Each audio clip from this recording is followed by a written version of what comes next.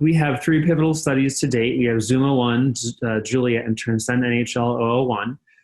Each one of these studies had variable management of toxicities as well as varying inclusion-exclusion criteria, where the overall evolution was to have less restrictive eligibility criteria and more liberal use of medications such as tocilizumab and steroids.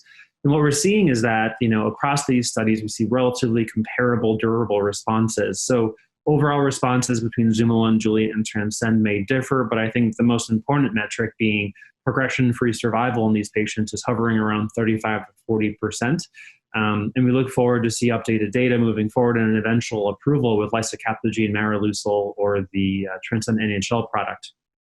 And so one big question that came up when we initially had the approvals of these agents was whether or not the overall responses we were seeing in a very selected patient population were going to be seen also in the pivotal studies. And so one thing that we were able to do in the US and elsewhere is use the CIBMTR, which is the basically our central registry for bone marrow transplant and immune effector cell therapy. And we were able to look at the first patients who were actually infused.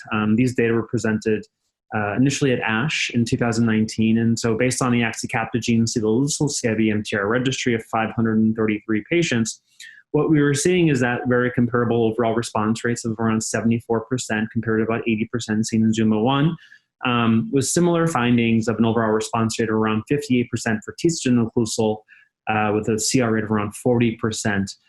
We're still waiting for the long-term follow-up in these cohorts. However, what we're expecting is that we're expecting a 3-month PFS of around 60 to 70% seen in T-sugenic occlusal, and similarly for axicabtagene ciloleucel. So overall, I think this is really encouraging, or these are really encouraging data showing that even in the real world use, where patients who would not have met eligibility criteria for, say, ZUMA-1 or Juliet, we're seeing durable responses that are actually holding in these patients.